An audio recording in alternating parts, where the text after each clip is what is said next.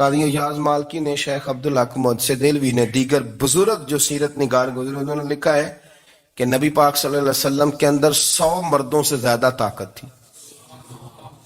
100 مردوں سے زیادہ طاقت. اب جو بات کہنے لگا ہوں، جو نتیجہ دینے لگا ہوں، اس پر خاص توجہ آپ فرمائیں گے. ذرا فکری طور پر، نظریاتی طور پر ایک چیز کو سمجھیے. ہم سمجھتے ہیں کہ جوان لڑکا ہے جی، جو مرضی کرے، عمر ہے جی. آپ ذرا بات پر غور کیجئے گا کہ حضور صلی اللہ علیہ وسلم میں طاقت 100 مردوں سے زیادہ ہے اور حیا کواری لڑکیوں سے بھی زیادہ ہے. ذرا اس بات کا تقابلی جائزہ کیجئے گا کہ طاقت 100 مرد سے زیادہ ہے لیکن حیا کواری لڑکی سے بھی زیادہ ہے. اس کا معنی یہ ہوا کہ جس ٹہنی کو پھل زیادہ لگ جاتے ہیں وہ جھکا کرتی. تو حیا تو حسن ہے. حیا تو آپ کو پاک صاف کرے گا. حیا تو آپ کو نرالا کرے گا، انوکھا کرے گا. وہ ہمارے ایک دانشور ہیں، تو انہوں نے مضمون لکھا، کئی باتیں بڑی پسند آتی ہیں. وہ کہتے ہیں کہ میری اہلیہ، ان کو بھی کسی نے مس گائیڈ کر دیا تھا، حالانکہ اچھی خاتون ہے، کسی نے مس گائیڈ کر دیا. تو وہ بھی سماجی اور ویلفیئر، اور یہ خواتین کو شوق ہوتا نا بننے کا، تو وہ بھی سماج کے اندر اچھا مقام تلاش کرنے کے موڈ میں آ گئی. تو کہیں ایک دن جانا تھا تو بڑی بن سور کے میرے ساتھ وہ گاڑی میں بیٹھ گئی. تو میں گاڑی میں، عورتوں کو یہ بھی مسئلہ ہوتا ہے نا کہ ہماری تعریف کرو، تو کئی دفعہ بعد مردوں بیچاروں کو جھوٹ بولنا پڑتا ہے، تو زبردستی کراتی ہیں نا جی. تو اس میں گنجائش بھی دی ہے شریعت نے گنجائش دی ہے کہ کبھی بیوی کو راضی کرنے کے لیے خلاف واقعہ بات کرنی پڑے تو کر لینی چاہیے. تو وہ کراتی بھی ہیں. 3 موقع پر خلاف واقعہ بات کرنے کی اجازت ہے. واقعے کے خلاف بھی آپ بات کر سکتے ہیں. جنگ کے موقع پر 2 لوگوں کو صلح کرانے کے لیے اور بیوی کو راضی کرنے کے لیے کر لیں کوئی ایسی بات، بے شک اپنی طبیعت پہ جبر کر کے کر لے، گنجائش ہے، اجازت ہے. تو وہ کہتے ہیں جب وہ گاڑی میں میرے ساتھ بیٹھی بن سور کے، تو وہ تقاضا کرنے لگی کہ میں نے بڑے اچھے کپڑے پہنے ہیں پر آپ نے توجہ نہیں کرائی. تو سیانا بندہ تھا، وہ چاہ رہا تھا کہ میری خاتون سمجھ جائے. وہ کہتے ہیں مجھے پتا تھا کہ بیچاری مس گائیڈ ہو گئی ہے، دل کی بڑی اچھی ہے، سیانی ہے، لیکن اس کو کچھ خواتین نے، کچھ لوگوں نے مل کے اس کو ذہن غلط کر دیا ہے کہ سماج میں نکلو، باہر جاؤ، کام کرو، فلاں کرو، اپنی مرضی سے جیو. تو میرے ساتھ گاڑی میں بیٹھی کہیں جانے کے لیے، تو مجھ سے کہنے لگی کہ آپ نے میری طرف توجہ ہی نہیں کی، آپ نے کوئی ذکر ہی نہیں کیا کہ میں کیسی لگ رہی ہوں. تو وہ کہتے ہیں میں نے اسے کہا کہ اگر تو ناراض نہ ہو تو پھر میں صحیح والی تعریف کر دوں. تو اس نے کہا کہ آپ کر دیں. تو کہتے ہیں میں نے درد سے اور خلوص سے اپنی بیوی سے کہا، خلوص کے ساتھ. میں نے کہا میں تو روز گھر ہوتا ہوں، روز شام کو گھر ہوتا ہوں. اگر تو میرے لیے تیار ہوتی تو میں تیری تعریف کرتا، لیکن آج تو باہر جانے کے لیے تیار ہوئی، تو پھر ان سے تعریف کی امید رکھ جن کے لیے تو نے تیاری کی ہے. میرے لیے تیاری کرتی تو میں تو ہر شام تیرے پاس ہوتا ہوں. کہتے وہ میرے لفظوں میں درد تھا تو وہ بھی رو پڑی اور کہنے لگی آپ گاڑی روک دیں، مجھے باہر جا کے کسی کو راضی نہیں کرنا، میں نے اسے راضی کرنا ہے جس کو رب کریم نے میرا شوہر بنایا ہے اور میرے لیے منتخب کیا ہے میرے ماں باپ کو. میں واپس لوٹتی ہوں. یہ ایک پہلو ہے سلگتا ہوا، اس کو سمجھا جائے. رسول کریم صلی اللہ علیہ وسلم عرب کی کواری لڑکیوں سے زیادہ حیا والے تھے. کواری لڑکیوں سے زیادہ حضور حیا فرمایا کرتے تھے. جب خانہ کعبہ کی مکہ شریف میں تعمیر ہو رہی تھی نا، اہل عرب اس کو تعمیر کر رہے تھے، تو نبی پاک صلی اللہ علیہ وسلم اپنے چچا حضرت عباس کے ساتھ خانہ کعبہ کی تعریف میں مصروف تھے. تو عرب کے لوگ چونکہ لمبا کرتا پہنتے تھے پیروں تک، تو نیچے اگر کسی وقت کوئی چیز نہیں بھی ہوتی تھی تو کسی کو وہ نظر نہیں آتی تھی، چونکہ پردہ رہتا تھا، لمبا کرتا پہنا ہوا ہوتا تھا.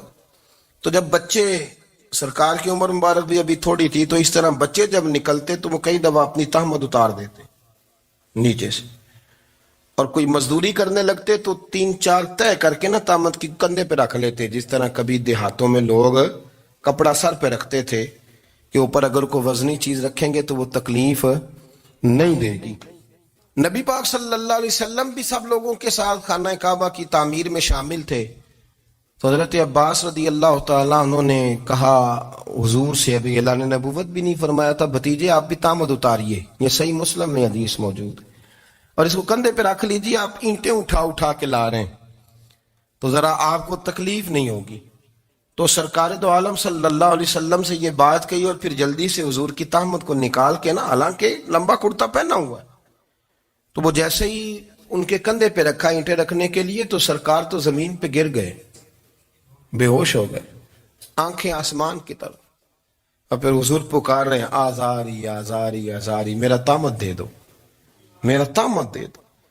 کبھی کوئی شخص اس وجہ سے بھی بے ہوش ہوا ہے کہ میرے وجود سے کپڑا اتر گیا ہے؟ حالانکہ سرکار پر وہ بے ہوشی بھی نبی پاک کا وہ جو غلبہ ہے نا شرم و حیا کا، اس کی وجہ سے ہو. ورنہ تو حضور فرماتے ہیں کہ میری آنکھیں سو جاتی ہیں، دل تو میرا اس عالم میں بھی جاگتا رہتا ہے.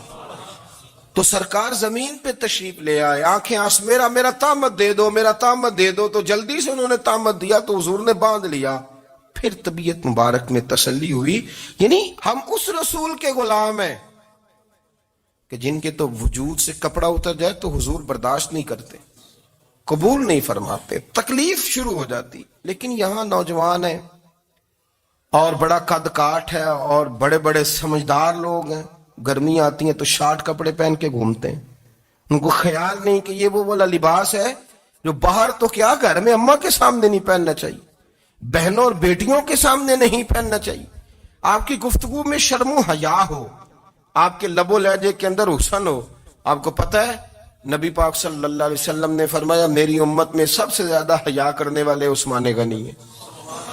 عثمان غنی سب سے زیادہ حیا کرنے والے.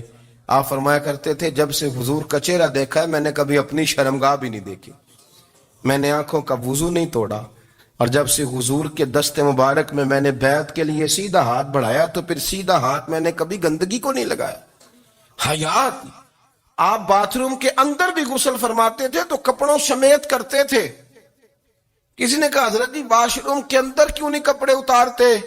آپ فرمانے لگے باہر بندوں سے حیا کرتا ہوں، اندر جاتا ہوں تو رب سے حیا آنی شروع ہو جائے، وہ تو دیکھ رہا ہے نا. تو میں جو بات آپ کی خدمت میں عرض کرنا چاہتا ہوں اس کو آپ سمجھیے گا میرے عزیز، کہ شرم والا مزاج، گفتگو بھی شرم والی، آنکھیں بھی شرم والی، لباس بھی شرم والا، دوستی یاری بھی شرم والی، بہت ساری ایسی باتیں. دیکھیں نا آپ ذرا، میں نے کہا کہ باتوں کو سن کے گزر نہ جایا کریں، اس کی گہرائی پر غور کریں. حضور علم کا سمندر ہے، سرکار سے زیادہ علم دنیا میں کسی کے پاس موجود نہیں ہے، اور صحابہ کو موقع ملا ہوا ہے اس سمندر سے فیض لینے کا. لیکن ان کی حالت یہ ہے کہ حضرت علی المرتضیٰ فرماتے ہیں 14 دن گزر جاتے، حضور سے کوئی سوال پوچھنا ہوتا تھا پر میں شرم کے بارے نہیں پوچھ پاتا تھا. 14 دن بخاری شریف میں موجود ہے. ایک دن نبی پاک صلی اللہ علیہ وسلم نے پوچھا صحابہ سے کہ وہ کون سا درخت ہے جس کے پتے نہیں گرتے، اور وہ درخت اس طرح ہے جس طرح مومن ہوتا ہے، وہ درخت میرے مومن کی طرح بتاؤ. حضرت عبداللہ ابن عمر فرماتے مجھے پتا تھا کہ وہ کھجور کا درخت ہے، لیکن چونکہ ابو بکر صدیق بھی بیٹھے ہیں، عمر فاروق بھی بیٹھے ہیں، مولا علی بھی بیٹھے ہیں، عثمان غنی بھی بیٹھے ہیں، اتنے جید لوگ بیٹھے ہیں، تو مجھے حیا آتی تھی کہ میں کیوں جواب دوں. کہتے سرکار نے کئی دفعہ پوچھا، لوگوں نے کئی اور درخت بتائے، پر فرمایا تمہارا جواب درست نہیں ہے. آپ حیا کے اس پہلو پر غور کریں کہ سوال کا جواب آتا ہے، سوال کا جواب، یعنی مجھے سوال کا جواب آتا اور پھر میں دوں نہ، مجھے بدعزمی نہ ہو جائے گی. یہ کیسے ممکن ہے کہ میری رات گزر جائے، مجھے پتا بھی تھا اور میں نے بتایا نہیں. بہت سارے لوگ آ کے بہت ساری باتیں بتاتے ہیں، بہت ساری باتیں وہ سمجھاتے ہیں، تو ہم غور سے ان کا چہرہ دیکھنے لگ جاتے ہیں، کہتے ہیں یار اس کا تو دعویٰ تھا کہ میں سمجھنے آتا ہوں، تو یہ تو ہمیں سمجھا رہا ہے، چلو الحمدللہ ہم سمجھنے کو تیار ہیں. لیکن میرے عزیز پتہ بھی ہے جواب کا، علم بھی ہے، لیکن فرماتے ہیں میری حیا نے مجھے اجازت نہ دی کہ میں جواب دوں. آپ فرماتے ہیں پھر حضور سے صحابہ نے عرض کی کہ یا رسول اللہ آپ ہی بتا دیں وہ درخت کون سا ہے. تو حضور نے فرمایا بھئی وہ کھجور کا درخت ہے. تو آپ فرماتے ہیں میں دل ہی دل میں کہہ رہا تھا کہ الحمدللہ میرا جواب درست ہے. حالانکہ میں نے جواب دیا ہی نہیں. تو لفظوں میں حیا، جملوں میں حیا، آنکھوں میں حیا، اٹھنے میں حیا، بیٹھنے میں حیا، چلنے میں حیا ایک خوبصورت حسن ہے. اور نبی پاک صلی اللہ علیہ وسلم نے فرمایا جب تو بے حیا ہو جائے نا پھر تو آزاد ہے، پھر تو جو مرضی کا، پھر تو جو. اس لیے بزرگ جب کسی کو بے حیا کہتے تھے نا، اللہ اکبر، اور جب کسی کو کہتے تھے نا یہ بے حیا ہے تو لوگ سمجھتے تھے کہ کوئی ہلکی سی بات کر دی ہے، لیکن ان کا معنی یہ ہوتا تھا کہ بس بھائی اب اس کے ساتھ کوئی کلام کرنے کی ضرورت ہے، اس کو اب اصلاح کی ضرورت نہیں، یہ بے حیا ہے. کیا معنی؟ کہ اب یہ جو اس کے دل میں آئے گا وہ کرے گا، جو اس کی طبیعت چاہے گی وہ کرے گا، اب یہ کسی پہلو بھی قابو آنے کو تیار بے حیا ہو گیا. بے حیائی بہت بڑا عیب ہے. اور جو لوگ کہتے ہیں کہ ہمیں بالکل آزادی ہونی چاہیے، ہمارا اپنا جسم ہے تو ہماری اپنی مرضی چلے گی. ایک وزیر صاحب ہے، پتہ نہیں میں ان کو جانتا تو نہیں، انہوں نے سینٹ میں تقریر کی ہے، میں نے ان کی بات سنی ہے. اس نے کہا نہیں نہیں بھائی، جسم رب کا ہے تو مرضی بھی تو رب کریم کی چلے گی، اور مرضی بھی یہ مرضی بھی اللہ کی. یہ مجھے تھوڑا سا مسئلہ ہے جسم پر، کبھی کبھی مجھے کثرت سفر سے الرجی ہو جاتی ہے.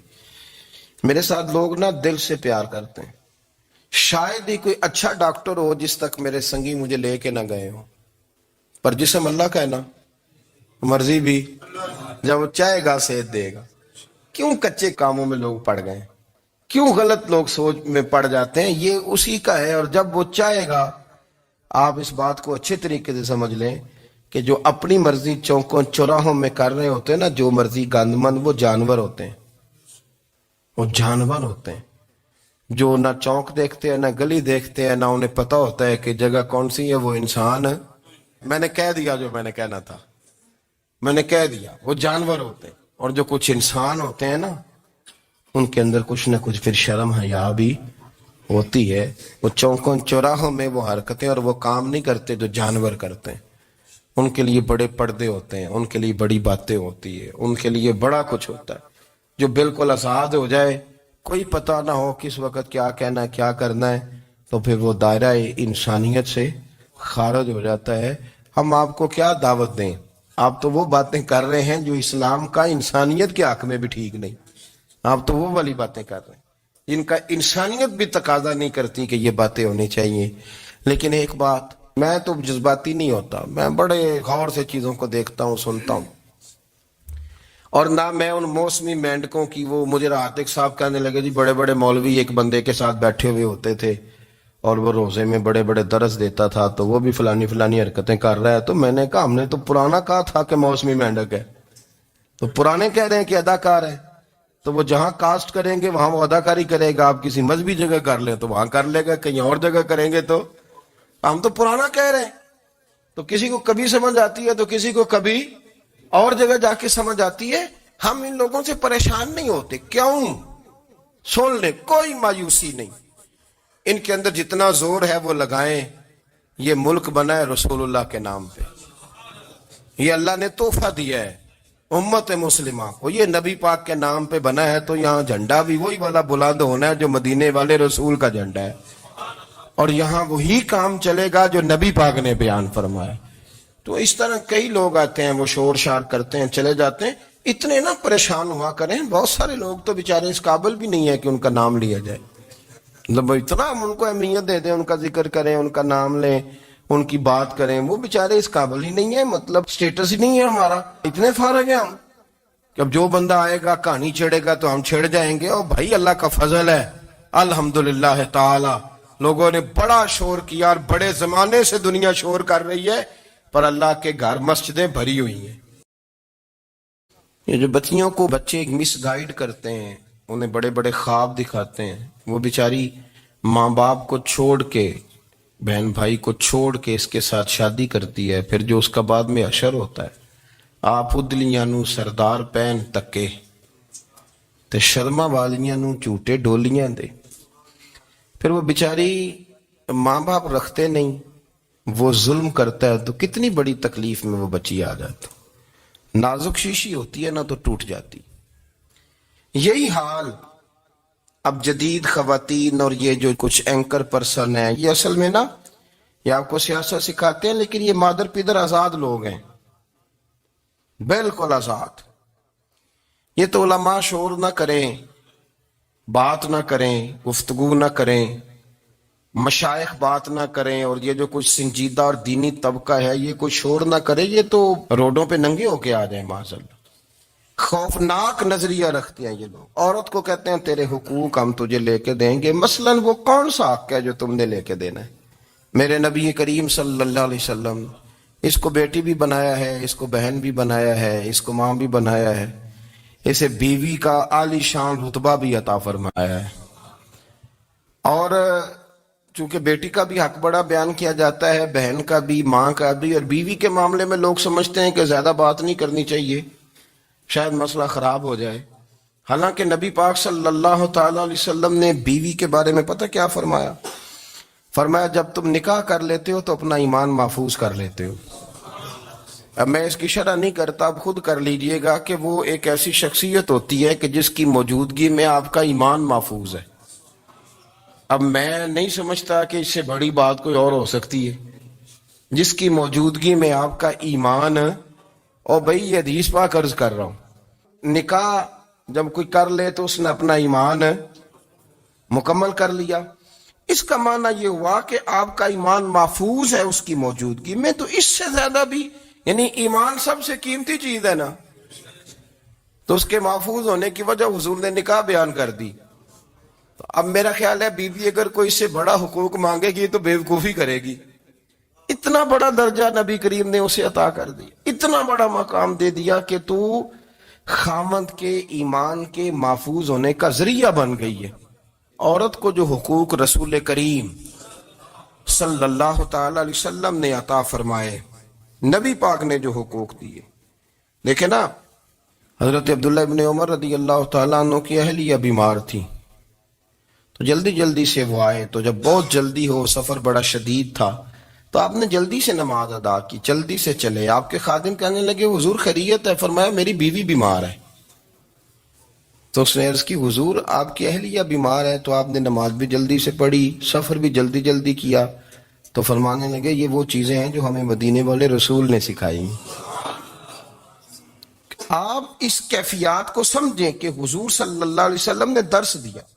اور پھر ایک اور بہت بڑی بات، یہ فضیلت کسی اور کو نہیں دی، جو عورت کو حضور نے فضیلت دی، یہ فضیلت کسی اور کو نہیں دی۔ کبھی حضور نے فرمایا کہ تمہارا ابا تمہارے ساتھ بہت سخت رویہ کرے تو تم نے اس کو اس سختی پر داد دینی ہے؟ فرمایا چلو اگر وہ زیادتی بھی کرے تو تم نے اس کے ساتھ سلوک اچھا ہی کرنا ہے۔ لیکن آپ ایک بات کو سمجھے نا کہ بچے کے بارے میں، بیٹے کے بارے میں، بیٹی کے بارے میں فرمایا 10 سال کے ہو کے نماز نہ پڑھے تو سختی کرو، تمہارا ڈنڈا بھی لٹکنا چاہیے۔ بہت ساری جگہوں پہ بہت سارے لوگوں کے لیے سختی کا حکم دیا، لیکن عورت کے لیے حضور نے جو جملے کہے، اصل میں ہم سمجھتے ہیں کہ یہ ایک بات ہے، مشہور ہو گئی ہے روایت حدیث، تو بس اس کے پس منظر پر اور جملوں کے حسن پر شاید معاذ اللہ غور کرنے کی ضرورت نہیں۔ ذرا اس لفظ کی تاثیر پر غور کریں۔ حضور نے فرمایا عورت ٹیڑھی پسلی سے پیدا کی گئی ہے، یہ ٹیڑھی ہے، کو سیدھا کرنے کی کوشش کرو گے تو ٹوٹ جائے گی۔ تو حضور پھر ہمارے لیے حکم کیا ہے؟ فرمایا جیسی ہے تم اسی کے ساتھ نبھا کرو۔ آپ سمجھیں کہ اتنا محفوظ حضور نے درجہ دے دیا بی بی کو، اتنا محفوظ کہ فرمایا غلطی بھی ہو تو میرے غلاموں تم اس کے ساتھ نبھا کرو، گزارا کر لو۔ کو کیا اور حق چاہیے عورت کو، جس کو اس کی غلطیوں سمیت نبی پاک نے قبول کرنے کا حکم دے دی کہ اس کی کمزوریوں سمیت قبول کر لو۔ اب اس کو اور کیا کوئی کمزوریوں سمیت قبول کرتا ہے؟ کبھی آپ دکان پہ بیٹھے ہو تو آپ کہیں بھی اس میں یہ بھی غلطی، میرے مال میں یہ بھی کمزوری ہے، یہ بھی کمزوری ہے، یہ بھی کمزوری ہے، تو کر لے قبول۔ کرتا ہے کوئی؟ کوئی شخص ایسا ہو جو کسی چیز کی کمزوریاں بیان کر کے کہ اسے قبول کرو؟ پر رسول کریم صلی اللہ تعالی علیہ وسلم نے نا ہمیں سبق دیا، حضور نے ہمیں درس دیا، نبی پاک نے ہمیں پیغام دیا۔ فرمایا یہ ٹیڑھی ہے، سیدھی کرنے کی کوشش کرو گے تو بیچاری ٹوٹ جائے گی، تو اس کے ساتھ نبھا کر جاؤ۔ آپ میری بات کو سمجھیے گا۔ چلے میں اس پر ایک اور بخاری مسلم کی حدیث پڑھتا ہوں. حضرت سلمان فارسی رضی اللہ تعالیٰ عنہ اور حضرت ابو دردہ کے درمیان بھائی چارہ تھا. مکے سے مدینے جب لوگ آئے تو حضور نے بھائی بھائی بنایا تھا. ان کے درمیان بھائی چارہ تھا تو ابھی پردے کی آیات نازل نہیں ہوئی تھیں تو لوگ ایک دوسرے کی طرف جاتے تھے. حضرت سلمان فارسی رضی اللہ تعالیٰ عنہ حضرت ابو دردہ رضی اللہ تعالیٰ عنہ کے گھر میں تشریف لے گئے تو دیکھا کہ ان کی بیوی بڑی غمگین بیٹھی ہیں. تو ہم نے فرمایا بہن کیا ہوا؟ تو کہنے لگی تمہارے بھائی کو دلچسپی کوئی نہیں رہی، ہر روز روزہ رکھ لیتا ہے اور ساری ساری رات نفل پڑھتا ہے. حضرت سلمان فارسی کہنے لگے ٹھیک ہے کر لیتے ہیں بندوبست. نماز دین ہے کہ نہیں؟ دین ہے نا یہ چیزیں. لیکن حضرت سلمان فارسی جناب ابو دردہ سے کہنے لگے آج میں نے تیرے گھر میں رہنا رات کو، کیونکہ وہ تو ساری رات نماز پڑھتے تھے، نفل پڑھتے تھے. انہوں نے کہا ٹھیک ہے. ایک بستر لا کے بچھا دیا حضرت سلمان فارسی کے لیے. سلمان فارسی فرمانے لگے دوسرا بھی لا. کہا وہ کیا کرنا ہے؟ فرمانے لگے تو نے بھی سونا ہے، میں نے بھی سونا ہے، تو نے بھی سونا ہے. عشاء پڑھیں گے اور پھر دونوں سوئیں گے. کہا میں نے تو نماز پڑھنی ہے. فرمایا تہجد کے وقت اٹھ کے پڑھیں گے، اللہ کے رسول بھی رات آخری حصے میں جا کے نماز پڑھتے. ادھر ساتھ سلا لیا. وہ تھوڑی کو دیر سوئے، اب عادت تھی ساری رات اٹھنے کی، ذرا اٹھنے لگے بستر سے تو حضرت سلمان فارسی فرمایا چپ کر کے سو جا، اور بڑی رات پڑی ہوئی، چپ کر کے سو جا. وہ لیٹ گئے، پھر اٹھنے لگے تو فرمایا سو جا چپ کر کے، بڑا ٹائم ہے. سحری کے وقت اٹھے، نفل پڑھے. ان کا ارادہ تھا روزہ رکھنے کا تو فرمانے لگے کل رکھا تھا نا نفلی روزہ؟ جی رکھا تھا. پرسوں بھی رکھا تھا، ترسوں بھی رکھا تھا. فرمایا آج نہیں رکھنا، آج میں تیرا مہمان ہوں، سارا دن کٹھے مل کے روٹیاں کھائیں گے، آج نہیں روزہ رکھنا. سلا دیا. اب حضرت ابو دردہ رضی اللہ تعالیٰ عنہ کہہ تو کچھ نہ سکے، پر کہنے لگے سلمان تم پتہ تم کیا کر رہے ہو؟ نہ تم نے مجھے رات اٹھ کے زیادہ نفل پڑھنے دیے، سویرے روزہ نہیں رکھنے دیا. تو حضرت سلمان فارسی کہنے لگے کوئی لمبی بات تو نہیں نا، چلتے ہیں نا ابھی فجر میں مسجد نبی میں تو نبی پاک کو بتاتے ہیں. سرکار دو عالم علیہ السلام کی خدمت میں تو اپنی بات کرنا، میں اپنی کروں گا. حضور نتیجے کا اعلان فرما دیں گے، بات طے ہو جائے گی. حاضر خدمت ہوئے، عرض کی یا رسول اللہ صلی اللہ تعالی علیہ وسلم یہ ساری رات نفل پڑھتے ہیں، ہر روز روزہ رکھتے ہیں، ان کی اہلیہ غمگین بیٹھی ہیں، حکم فرمائے. تو نبی پاک صلی اللہ علیہ وسلم نے فرمایا پھر ہوا کیا؟ یا رسول اللہ میں نے رات سلایا ہے، سحری میں اٹھایا ہے، سویرے روزہ نہیں رکھنے دیا.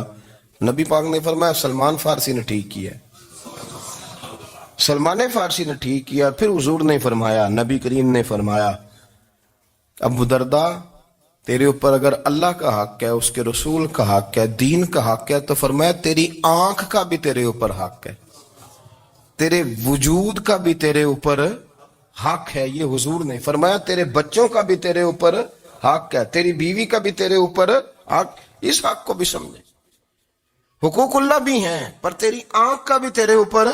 کیا مانا کہ تیری آنکھ سونا چاہتی ہے تو اسے سلا بھی، تیرے وجود کا بھی تیرے اوپر حق ہے. تو تیرا وجود آرام کرنا چاہتا ہے تو اسے آرام بھی کرا. اور پھر وہاں نبی پاک صلی اللہ علیہ وسلم نے فرمایا میں تم سب، سننا یہ لفظ حدیث کے، حضور نے اسی موقع پر فرمایا میں تم سب سے زیادہ اپنے رب کو جانتا ہوں اور میں تم سب سے بڑھ کر اپنے رب سے ڈرتا ہوں. حضور فرمانے لگے میں روزہ بھی رکھتا ہوں، افطار بھی کرتا ہوں، یعنی کبھی رکھتا ہوں اور کبھی نہیں رکھتا. فرمایا میں نفل بھی پڑھتا ہوں اور اپنی بیویوں کو وقت بھی دیتا ہوں. سرکار مسجد میں بھی آتے تھے، نواسوں کے ساتھ کھیلا بھی کرتے، ان کے ساتھ پیار بھی کرتے. تو اتنے بڑے حقوق حضور نے بیان فرمائے عورتوں کے کہ تمہاری بیوی کا بھی تمہارے اوپر. لو ایک حدیث بخاری کی اور یہاں بیان کر دیتا ہوں. ایک شخص نے آ کے عرض کی یا رسول اللہ صلی اللہ تعالی علیہ وسلم جہاد کے لیے تیاری ہو گئی ہے، صفیں بن رہی ہیں، مجاہدین کی تیاری ہے، تو میرا بھی نام لکھ دیا گیا ہے مجاہدوں کی لسٹ میں، لیکن یا رسول اللہ صلی اللہ تعالی علیہ وسلم میری بیوی نے حج کی تیاری کر لی ہے اور میرے دوستوں نے، صحابہ نے میرا نام مجاہدین کی لسٹ میں لکھ دیا، تو میرے لیے کیا حکم ہے؟ یہ بخاری مسلم ہے. تو نبی پاک صلی اللہ تعالی علیہ وسلم نے فرمایا جہاد پہ کوئی اور چلا جائے گا تو بیوی کے ساتھ حج کرنے جا، اسے محرم کی ضرورت ہے، وہ تیرے بغیر کیسے جائے گی؟ مجاہدین کو تو اور مجاہد مل جائے گا، پر تو اپنی بیوی کے ساتھ جانا. نبی پاک صلی اللہ علیہ وسلم نے مرد کو محافظ بنایا ہے، عورت کو مرد کا قیدی نہیں بنایا بلکہ عورت کو حفاظت عطا کی اور مرد کو اس کا محافظ بنایا. اب بچیاں آزاد ہونا چاہتی ہیں اور آزادی بھی وہ والی کہ جو بنیادی طور پر آزادی نہیں فحاشی ہے. میں نے بہت پہلے کہا ہے کہ اسلام بیٹیوں کو قیمتی سمجھتا ہے. جس بندے کے پاس 20 تولے سونا ہو وہ چوک میں لے کے نہیں آتا, وہ قیمتی چیز ہے, اس نے چھپا کے رکھی ہوتی ہے. تو جو نبی پاک صلی اللہ علیہ وسلم کا کلمہ پڑھنے والے بیبیاں, اسلام انہیں قیمتی سمجھتا ہے. کہتا ہے کہ تم قیمتی ہو لہذا گھر کے اندر رہو, تم باہر نہ ہو. لیکن عورتیں ہیں کہ ان کو بلا وجہ لوگ خراب کر دیتے ہیں اور بلا وجہ وہ اس مغالطے کا شکار ہو جاتی ہیں. اب آگے بڑھتے ہیں. قرآن مجید نے سورہ نور کی آیت نمبر 30 میں کہا کہ کل للمؤمنین یغضوا من ابصارہم, فرمایا کہ اے محبوب علیہ السلام مومن مردوں سے کہہ دو کہ اپنی نظریں جھکا کے رکھیں, اپنی نظریں. اور اگلی آیت میں فرمایا وَقُلْ لِلْمُؤْمِنَاتِ يَغْضُضْنَ مِنْ أَبْصَارِهِنَّ, فرمایا کہ اے محبوب مومن عورتوں سے بھی کہہ دو کہ اپنی نظریں جھکا. مرد بھی اپنی نظر جھکا کے رکھے گا عورت کی طرف, لیکن یہ ساری پابندی صرف مرد پر نہیں, عورت بھی غیر محرم کا چہرہ نہیں دیکھے گی, اس پر بھی اسی طرح نظر جھکانے کا حکم ہے جس طرح کے وہ ہر دکاندار کو بھائی جان کہہ کے گفتگو کرنے کی اس کو بھی اجازت نہیں ہے کہ وہ بھی وہ سمجھے کہ پابندی تو مرد نے کرنی تھی, میں نے تھوڑی کرنی تھی. وہ جس کے پاس جائے, جہاں بھی جائے, ڈاکٹر کے پاس جائے, باہر جائے, تو وہ جس طرح مرضی اس کا دل چاہے وہ بات چیت کرے, اس کی عورت کو بھی اجازت اسلام نہیں دیتا. بنیادی طور پہ اسلام شرم و حیا کا دین ہے, حیا کی بات کرتا ہے. حیا کی جب ہم تعریف کرتے ہیں تو حیا کی تعریف یہ ہے کہ کوئی کبھی چیز دیکھ کے نا تو آپ کی طبیعت میں کراہت محسوس ہو, آپ کوئی غلط جملہ منہ سے نکالتے ہوئے ذرا جھجکیں, آپ کوئی غلط بات کرتے ہوئے تھوڑا بوجھ محسوس کریں. ہمارے ہاں تیزی سے فروغ پایا ہے بے حیائی میں. سنگیوں کی محفلیں, یاروں کی محفلیں, اس میں غلیظ گفتگو ہوتی ہے الا ماشاء. ان دوستوں کو بڑی پاک صاف گفتگو کرنی چاہیے. دوستی کا رشتہ بڑا مقدس رشتہ ہے. جو یہاں ایک دوسرے سے پیار کریں گے جنت میں بھی اکٹھے داخل کیے جائیں گے. شرط یہ ہے کہ پیار اللہ رسول کی رضا کے لیے ہو, لیکن اس کے اندر اگر آپ کی گفتگو کچی ہو, کمزور ہو, فحاشی والی ہو, عریانی والی ہو. وہ ہمارے ہاں تو اب اس کو لوگ فیشن سمجھتے ہیں, اس کو مردانگی کی علامت سمجھتے ہیں کہ وہ جی ساری باتیں جی وہاں ہو گئیں اور جس کا جو جی چاہا اس نے کہا. آپ جب حیا کے دائرے میں ہوتے ہیں تو آپ خود بھی سکون محسوس کرتے ہیں. دیکھیں نا, آپ کو نیند سکون سے کہاں آتی ہے؟ جہاں کمرہ بند ہو, چاروں جانب دیوار ہے, اوپر چھت ہے, خالی دروازہ بھی کھلا ہوا ہونا تو جب بندہ سکون لینا چاہتا ہے تو کہتا ہے یار ذرا دروازہ ذرا بند کر دو. وہ اچھی طرح اپنے آپ کو چھپا لیتا ہے نا حیا کے پردے میں, تو اللہ اسے سکون عطا کرتا ہے. اور جو اس سے بھی زیادہ ٹھنڈی نیند میں جانا چاہتا ہے وہ کہتا ہے لائٹ بھی بند کر دو. اب وہ مکمل طور پہ سمجھتا ہے کہ میں چاروں جانب سے چھپ گیا ہوں, اگر میں کھل کے بھی سو جاؤں گا تو میرا چونکہ پردہ قائم ہے تو مجھے کوئی دشواری نہیں ہو. آپ جب چھپ جاتے ہیں, جب آپ حیا کے اندر سمٹ جاتے ہیں, جب آپ چادر کے اندر آ جاتے ہیں تو آپ بہت ساری جگہوں پہ آسانی محسوس کرتے ہیں. تو حیا تو آپ کو سکون دیتی ہے, حیا تو دل کو راحت دیتی ہے. میں بڑی ذمہ داری سے بات عرض کرتا ہوں, قرآن مجید نے نا ایک مقام پہ مذاق کو, ایک مزاح ہوتا ہے خوش طبی, وہ نہیں مذاق اڑانا. قرآن پاک نے نا مذاق کو ایک جگہ پہ جاہلوں کا طریقہ بھی قرار دیا ہے. بنی اسرائیل کے لوگوں سے حضرت موسیٰ نے کہا کہ گائے ذبح کرو اور ایک ٹکڑا مقتول کو مارو, زندہ ہو کے خود بتا دے گا مجھے کس بندے نے قتل کیا. تو کہنے لگے آپ ہمارے ساتھ مذاق کر رہے ہیں. تو قرآن مجید کہتا ہے کہ حضرت سیدنا موسیٰ علیہ السلام فرمانے لگے اعوذ باللہ ان اکون من الجاہلین, فرمانے لگے میں اللہ کی پناہ مانگتا ہوں کہ میں جاہلوں میں سے ہو جاؤں. یہ مذاق کرنا تو جاہلوں کا طریقہ ہے. اگر آپ کی زبان سے بے حیائی کا جملہ نکل گیا, اگر آپ کی زبان سے بے حیائی کا جملہ نکل گیا, آپ نے کہہ دیا کہ ہم آزاد لوگ ہیں, جو مرضی کریں گے, جو مرضی کہیں گے, جو ہمارا دل میں آئے گا کریں گے, تو پھر تو لوگ آپ کا وہ حشر کریں گے کہ آپ سے برداشت ہی نہیں ہوگا. جس کا لوگ مذاق بنا لیتے ہیں اور جو مذاق بن جاتا ہے پھر اسے کچھ جینے دیتا ہے. آپ حیا کی چادر میں چھپیں گے تو بچیں گے. اگر آپ نے اپنا مذاق بنوا لیا یہ کہہ کے کہ میں نے مرضی کرنی ہے، پھر یاد رکھنا چھپنے کو جگہ نہیں ملے گی، پھر تکلیف میں آ جائیں گے، پھر بہت بڑی اذیت کا شکار ہو جائیں. شرم و حیا، عرب کے اندر جو کنواری لڑکیاں تھیں ان میں بڑی حیا ہوتی تھی. الحمدللہ میں بڑے فخر سے کہتا ہوں کہ میرے پنجاب کی، میرے پاکستان کی بیٹیاں بھی 20 دفعہ ان کا ابا کہے تیری شادی کرنی ہے تو وہ آنکھ نہیں اٹھا پاتی آج بھی. یہ تو وہ چند لوگ ہیں جو کہتے ہیں ہم ہائی کلاس ہو گئے، ہمیں نہیں پتا کہ وہ روشن خیال ہو گئے ہیں کہ روغن خیال ہو گئے، پتہ نہیں کدھر چلے گئے. ورنہ ہماری بیٹیاں آج بھی جب ان سے ان کا باپ، ان کی ماں بات کرتی ہے تیری شادی کی تو وہ تو شرم کے ساتھ پچھلے سے پچھلے کمرے میں چھپتی ہیں. یہ اللہ نے فضل کیا ہوا ہے اس ملت پر.